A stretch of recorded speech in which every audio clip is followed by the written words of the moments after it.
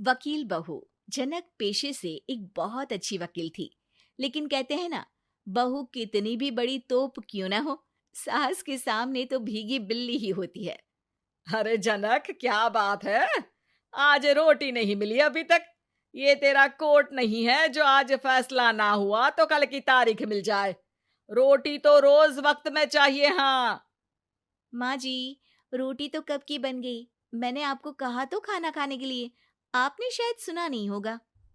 ओहो हो, जज नहीं हूं मैं तेरे कोर्ट की, सास हूं सास। कोई दलील फालतू की मत देना यहाँ। बहुत जानती हूं मैं इन वकीलों को। अपनी बात ऊपर रखने के लिए झूठ बोलने में जरा भी नहीं सोचते। तभी वहां जनक के ससुर आ जाते हैं। अरे भाग्यवान, क्यों बेचारे के काम को कोसती रहती है हमेशा।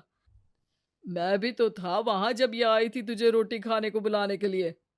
सास को तो अब गुस्सा आ जाता है कि कैसे किसी ने बहू की साइड ले ली। अरे वाह जी वाह, वो तो मैं जानती थी कि कोई ना कोई गवाह तो ये पेश कर ही देगी। पर मैं तो अब सीधा खाना खाकर सोने जाऊंगी। मुझे आदत नहीं है किसी से बहसा बहसी करने की। पता नहीं कैसे ये वकील इतना दिमाग लगाकर खुद तो झूठ बोलते ही हैं, साथ में झूठे गवाह भी ले आते हैं। जनक को सास के ताने सुनने की अब आदत सी पड़ जाती है। एक दिन जनक वकील की ड्रेस पर काला कोट पहनकर कोर्ट के लिए निकल ही रही होती है कि अरे कहाँ चली काला कौवा बनकर? टोक दिया ना। अब कोर्ट तो वकील वाली ड्रेस पहनकर ही जाऊंगी ना। वाह भाई वाह, दामिनी तो मैंने भी देखी है।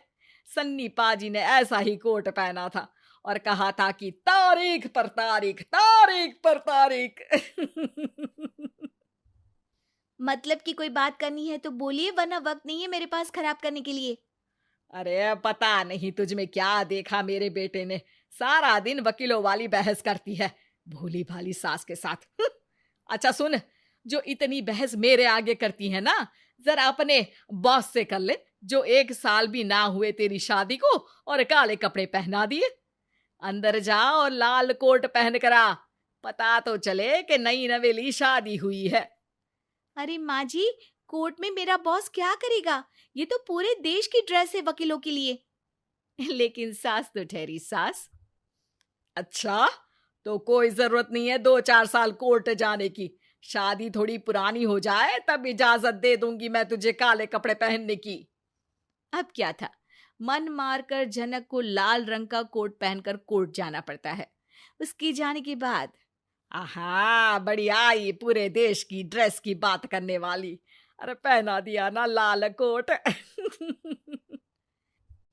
अब सास आए दिन या तो जनक को उसके काम का ताना देती, या फिर उसका काम छुड़वा देने की धमकी। तंग आकर एक दिन जनक पति से कहती है, मैं सोच रही हूँ कि कोर्ट जाना बंद ही कर दूं।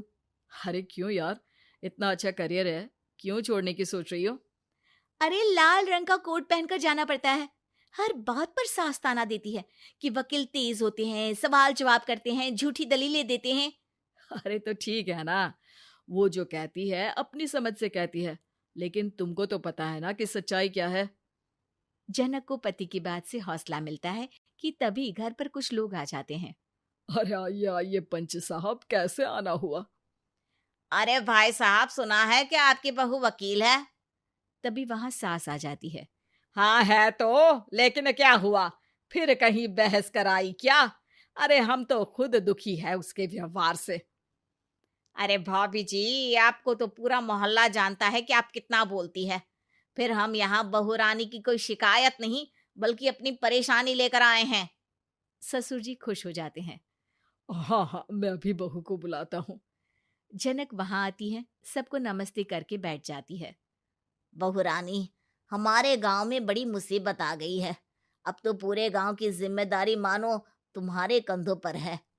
अरे ना ना, इससे तो घर की जिम्मेदारी पूरी नहीं होती, ये गांव की जिम्मेदारी क्या लेगी? भाभी जी, आप चुप हो जाओ। यहाँ पढ़े लिखे लोगों की बात हो रही है। आप जाओ, जरा रसोई से सबके लिए चाय लेकर आओ। मैं कॉफी लूंगी। हाँ हाँ, वकील साहिबा के लिए कॉफी। सास सर पैर सब पटक कर वहां से निकल जाती है। बहू, गांव में पानी नहीं आ रहा है, पड़ोसी राज्य ने हमारा पानी रोक रखा है। इसका मामला तो बड़े कोर्ट में चलेगा पंच जी, लेकिन ऐसा क्यों? वो राज्य हम लोगों से पानी के पैसे मांग रहा है। अब आधे गांव में पानी की सप्लाई खत्म हो गई है बहुरानी। अच्छा पंच साहब, बात गांव की है तो मैं जरूर केस लड़ूंगी। यहाँ एक बार फिर सास की एंट्री हो जाती है। अरे वाह जी वाह, ये काम करवा लो, आप हमारी बहू से बहुत अच्छा करती है। मैं हूं सीधी सादी सास। इस लड़की ने कैसे लड़ लड़ कर मुझे साइड कर रखा है, ये तो अब आपको पता चल ही जाएगा। अरे भाभी जी, आपकी आवाज तो पूरे गांव को सुनाई पड़ती है जब आप बहू रानी को सुंदर वचन सुना रही होती हैं। अरे वकील बहू मिली है, फक्र करो फक्र। हाँ जी हाँ, सारी फकर तो हम लोग ही करें। खैर, अब जो केस लड़ेगी और पानी गांव में आ जाता है तो पंच साहब लिख कर देना होगा कि हैंड पाइप में सबसे पहले मेरी बाल्टी और घड़ा भरेगा। अरे फिर तो हम बहू रानी के नाम पर घर पर ही सप्लाई दे देंगे, लेकिन ये इतना आसान नहीं है। बहू, गांव के पास अभी वकील करने की भी पैसे नहीं है तो। अरे पंच साहब, ये मेरे गांव का मामला है, मैं आपसे एक भी पैसा नहीं लूंगी। सास को बहू की बात पर गुस्सा आ जाता है, लेकिन सबके जाने के बाद झनक मन लगाकर गांव की परेशानियों को दूर करने में लग जाती है। और वो दिन भी आता है कि झनक केस जीत जाती है।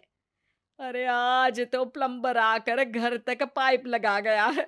खुश हो जाओ, मेरे कारण तुम लोगों को घर के अंदर ही पानी मिल जाएगा।